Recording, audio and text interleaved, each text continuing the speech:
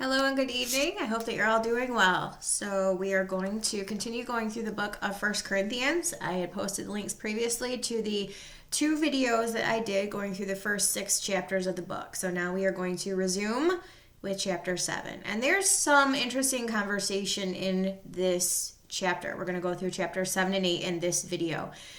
Chapter 8, I will kind of preview, is going to be touched upon in also when I write about the letter to the church of Thyatira, because one of the things that is mentioned in that video is that the unbelievers were teaching the believers to follow the doctrines of Jezebel and to eat food sacrificed to idols. That is specifically what is referenced in 1 Corinthians 8, is more context about the eating food sacrificed to idols.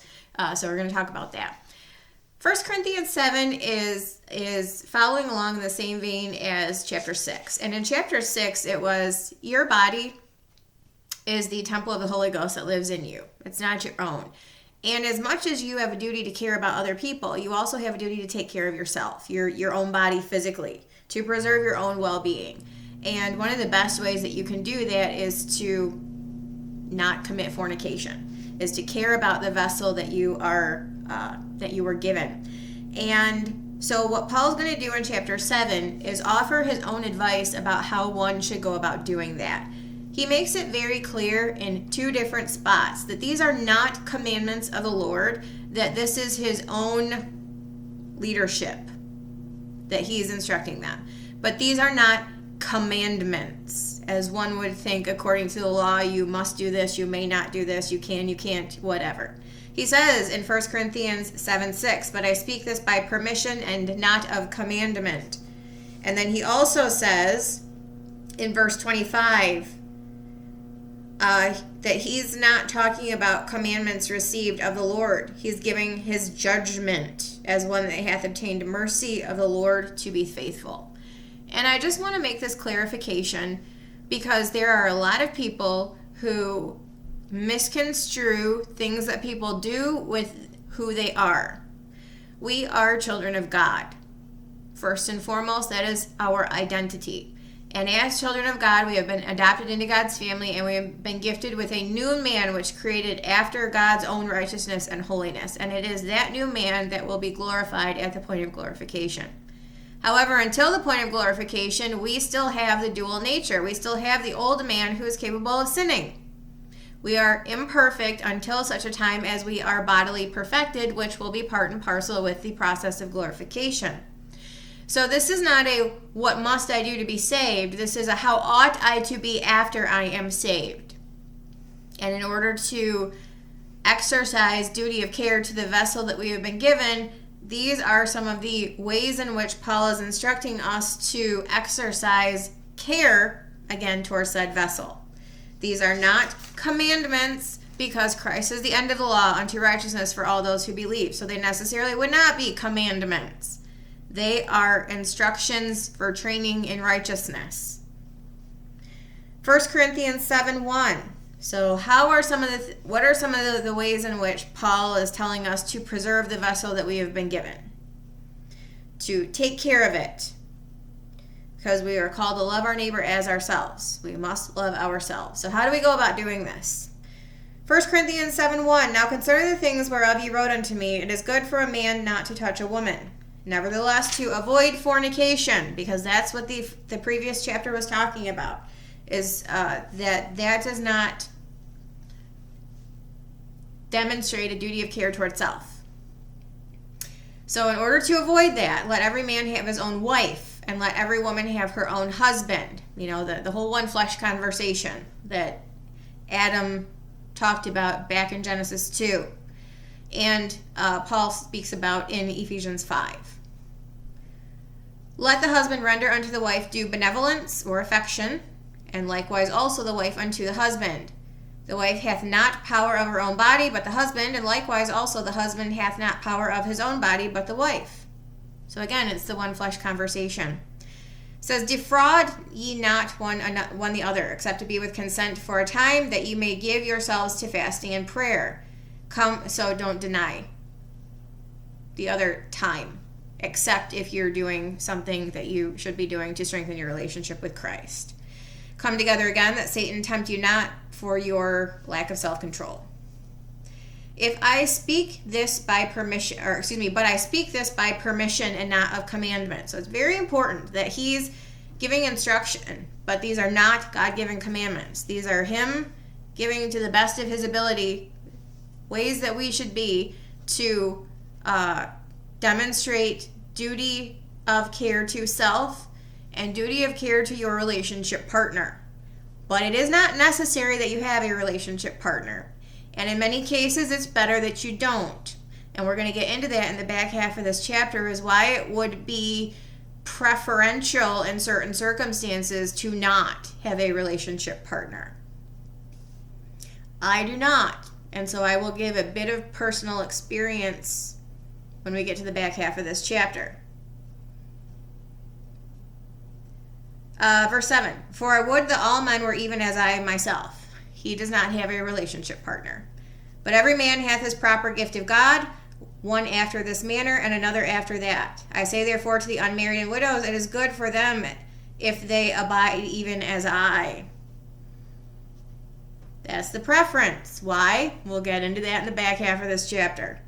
But if they cannot contain, if you need the companionship, if you need the relationship aspect, let them marry.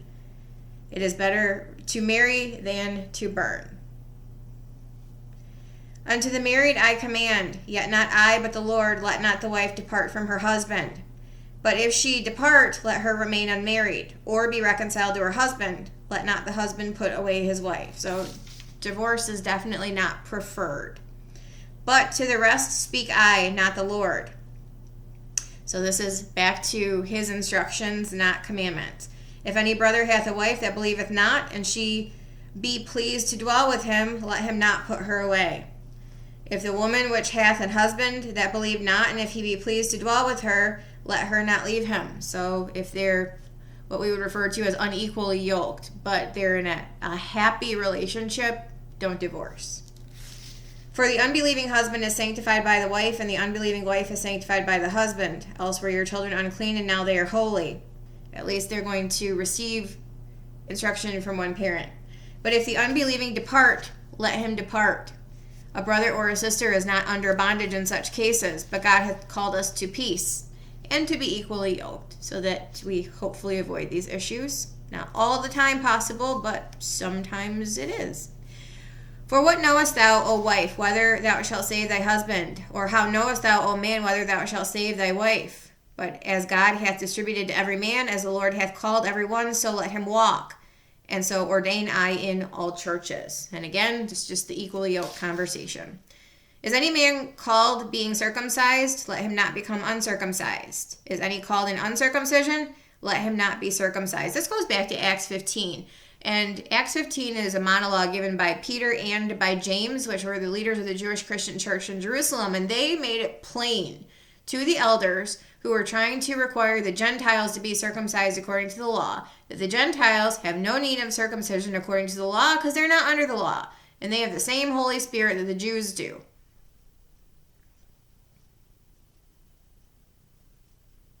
Circumcision is nothing, and uncircumcision is nothing, but the keeping of the commandments of God. That is something.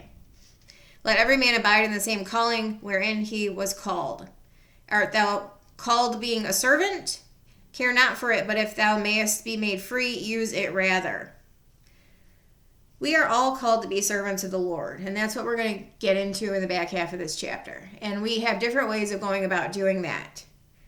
But we are not called to please the feelings of men, what they believe you should be doing, or how they believe you should be behaving. You are called to be a servant to the Lord. And if you are going about the Lord's business and doing what he wants you to be, then you don't have a duty to anyone else.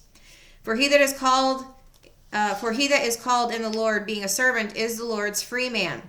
Likewise, also he that is called being free is Christ's servant. We are free from the law.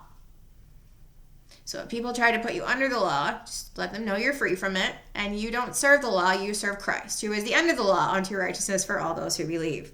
Ye were bought with a price. Be not ye the servants of men. Brethren, let every man wherein he is called therein abide with God. Now concerning virgins, I have no commandment of the Lord, yet I give my judgment as one that hath obtained mercy of the Lord to be faithful. So again, we're going back to not commandments, but we are talking about he's giving his best judgment in this manner. He says, I suppose, therefore, that this is good for the present distress. I say that it is good for a man so to be. Yes.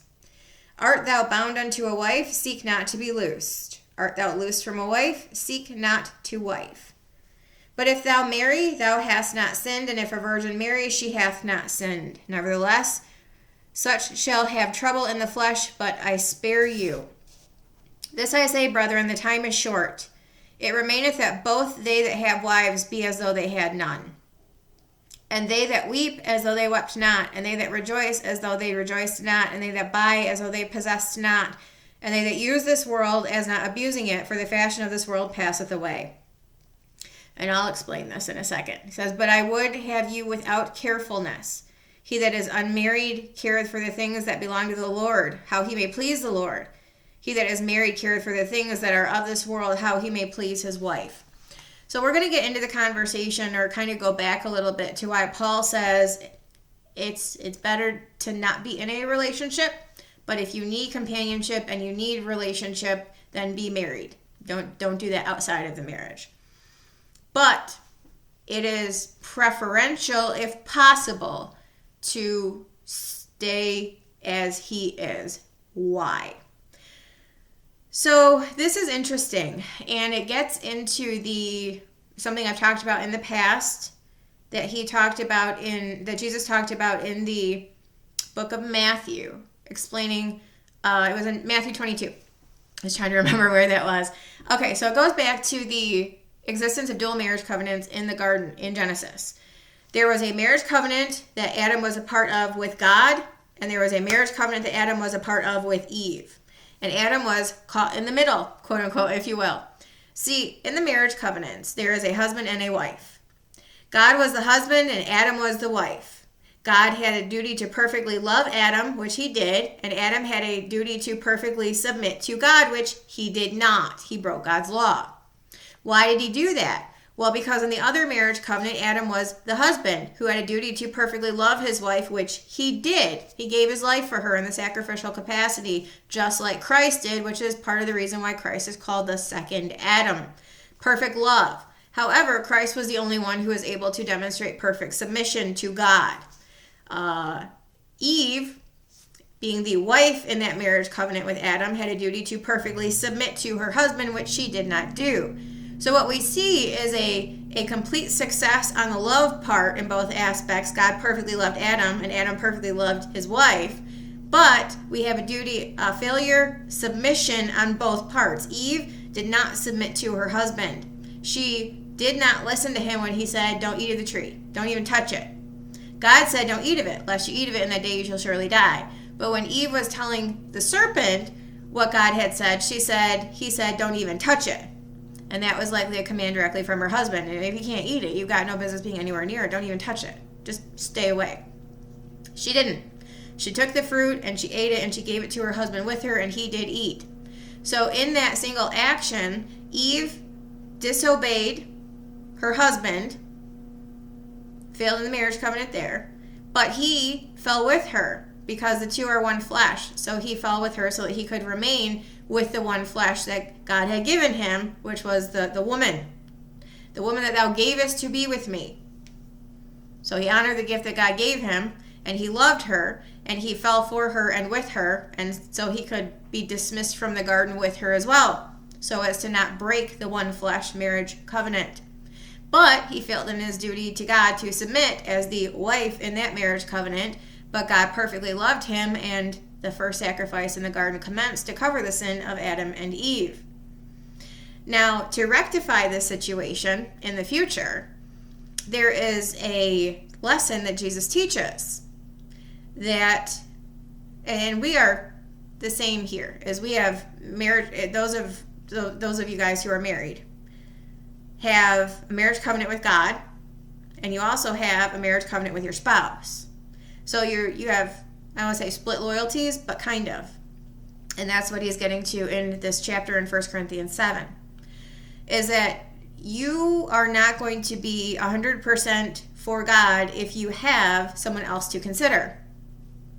Is it better, if possible, to be 100% for God without having to have anyone else to consider? And if you want to be married, obviously, that's fine too. But to rectify the split loyalties part, the remedy is in Matthew 22. There were 3 persons who came to tempt Jesus. The first was a Pharisee, the second was a Sadducee, and the third was a legal expert. The Sadducees came to Jesus, the Sadducees who did not believe in the resurrection. And they came to Jesus, tempting him, and said, okay, a woman's married to a guy, the guy dies. Then she marries his brother. Brother dies, she marries the next brother. 7 times. Who gets her in the resurrection? And he says, haven't you guys read the scriptures? There is, in the resurrection, there is no marriage. It will be as the angels, neither marrying nor being given in marriage. Specifically, the remedy for these split loyalties and marriage covenants. You will never be part of 2 marriage covenants after the process of glorification. That is why there will be no marrying and being given in marriage, because your loyalty will 100% be to Christ. Because even Adam, who was created as a perfect being, had split loyalties, and being loyal to one marriage covenant made him disloyal to the other. So that is the remedy. And that is specifically what is being addressed here in 1 Corinthians 7. Not saying that marriage is bad. Obviously it's not. It's God ordained, and that's, how children and, what makes the world go round. But this is what he's saying here, is that ultimately our duty should always be to God first. 1 Corinthians 7, verse 32. But I would have you without carefulness. That means that you should never have to choose to follow him or to please him or to please someone else. Without carefulness toward the things that you do for God. He that is unmarried careth for the things that belong to the Lord, how he may please the Lord. He that is married careth for the things of this world, how he may please his wife. So it's a split loyalties thing, intentional or not. You're always going to have care and concern about someone else that may or may not misdirect from God. And I'm not saying, again, I hope no one takes this out of context. He's just saying that if at all possible, make sure that your loyalties, if at all possible, anytime it is possible, at all times, if it is possible, care for the things of God. Be God's servant. And obviously, if God is the center of the marriage, then that should never be an issue either. Verse 34, there is a difference also between a wife and a virgin. The unmarried woman careth for the things of the Lord, that she may be holy both in body and in spirit. But she that is married careth for the things of the world, how she may please her husband.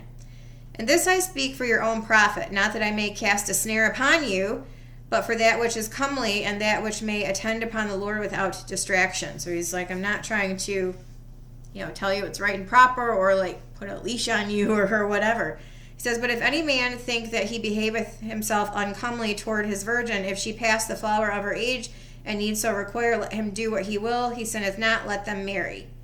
Nevertheless, he that standeth steadfast in his heart, having no necessity, but hath power over his own will, and hath so decreed in his heart that he will keep his virgin, doeth well. So then he that giveth her in marriage doeth well, but he that giveth her not in marriage doeth better. The wife is bound by the law as long as her husband liveth, but if her husband be dead, she is at liberty to be married to whom she will, only in the Lord. But she is happier if so abide after my judgment, and I think also that I have the Spirit of God. So there's a lot there that people might have questions about, whatever. But at the end of the day, possess your vessel cleanly. If you need companionship or a relationship, get married. And if you don't, then stay to yourself so that your loyalties will never be split between someone else and Christ. Because at the end of the day, doing his work is where we should be. So if you're going to be married, make sure it's equally yoked to someone who possesses the same will to serve Christ as you do, because otherwise it's going to be a hard time making sure you're always do what you know you should. But that's basically that. So anyway, continuing on to 1 Corinthians 8. Eating food sacrificed to idols. What does the Bible have to say? What does Paul have to say about this? And again, this is going to come into play when I write about the letter to the church of Thyatira, because that is what the people in Thyatira were being led astray into doing, was to practicing fornication, which they are told here to abstain from in 1 Corinthians, and to not eat food sacrificed to idols. So what does that mean? 1 Corinthians 8:1. Now with touching things offered unto idols, we know that we all have knowledge. Knowledge puffeth up, but charity edifieth. If any man think that he knoweth anything, he knoweth nothing, yet as he ought to know. That's kind of funny. Verse 3, but if any man love God, the same is known of him. So this is just a contrast between love and arrogance, is the humility to know that you don't know everything versus the arrogance of thinking that you do and really you don't know anything at all. The end of the day, the most important thing is that we are known of God. And if we have the ability to love God, that demonstrates that we are known of God, because the only way that we would have the ability to love is being given his Spirit, which is what we receive at the point of justification. So if any man love God, you're automatically going to know that you have his Spirit inside of you, and that means that you're known of him if he gave you his Spirit. As concerning, therefore, the eating of those things that are offered and sacrificed unto idols, we know that an idol is nothing in the world, and that there is none other God but one. For though there be that are called gods, and he talked about this in Athens, or just as a side note, as I'm reading through this, Acts 17, when he was in Athens, he observed people giving offerings to the unknown God or to idols. And he's like, you're offering things to something that doesn't live and that you don't even know who it is that you're offering this to. How about you stop doing that and turn to serve the living God instead? So that's written about in Acts 17, Athens. He encountered the same thing. So returning to 1 Corinthians 8:4, as concerning therefore the eating of those things that are offered and sacrificed unto idols, we know that an idol is nothing in the world, and that there is none other God but one. For though there be that are called gods, little g gods, whether in heaven or in earth, as there may be gods many and lords many, but to us there is but one God, capital G God, the Father, of whom are all things, and we in him, and one Lord Jesus Christ, by whom are all things, and we by him. Howbeit there is not in every man that knowledge. Not everybody knows that. For some with conscience of the idol unto this hour eat it as a thing offered unto an idol, and their conscience being weak is defiled. But meat commendeth us not to God. For neither if we eat are we the better, neither if we eat not are we the worse. But take heed lest by any means this liberty of yours become a stumbling block to them that are weak. So he says there's some people who don't understand about God and about Christ. Tell them. There are some people who may know about God and Christ, but they may not understand that they may, in trying to abide by the law or trying to operate just under a lack of knowledge, they obviously will not possess the same understanding that you do about the things that are okay. This goes back to what Jesus talked about in Matthew. It's not what goes into a mouth that defiles a man, but what comes out of the mouth that defiles a man. What goes in just passes through the body and, waste. The body can't use it, it just exits the body. But what comes out of the mouth is indicative of what is in the heart. People with weaker faith don't understand this. And they think that you are better or worse based on what you eat or drink. That is a weakness of faith. Romans 14 talks about that as well. If you know that it's going to be an issue for someone, and it's not a matter of necessity, pick and choose your battles. Just because if it's going to put a stumbling block in front of somebody else, even though you know that it's okay, but they've got an issue with it, and it's not something you have to do, and it's something that isn't really all that important in the grand scheme, then just don't do it for the sake of not casting a stumbling block in front of your brethren. Meat commendeth us, but meat commendeth us not to God. For neither if we eat are we the better, neither if we eat not are we the worse. So like, you don't have to be vegan for God to be pleased with you. You don't have to be carnivorous, as my son would call it, for God to be pleased with you. It matters not. Like, that is really irrelevant. Take heed lest by any means this liberty of yours become a stumbling block to them that are weak. For if any man see thee which has knowledge sit at meat in the idol's temple, shall not the conscience of him which is weak be emboldened to eat those things which are offered to idols? So where? It's talking about where you are eating. Not what you are eating, but where. And if you are, and this is, honestly, this Corinth. So the history here is that it was a pagan society. These people were called out of pagan society, and he's teaching the carnal Christian church how to be. This is not something that we're going to encounter today. To be honest, it's really just not, or I can't think of a scenario where we would. So, historical aspect for them. They're going to sit at a pagan temple and eat meat. Somebody's going to observe them as a Christian sitting in a pagan temple eating meat. Okay, well, clearly they know that it doesn't make a difference because they're believers and there is no such thing as the little g gods behind the idols. So I'm sitting in a place eating a steak is really what it amounts to. But because someone sees them doing that, they're going to think it's okay for them to do too, and obviously that's going to lead someone of weaker faith astray.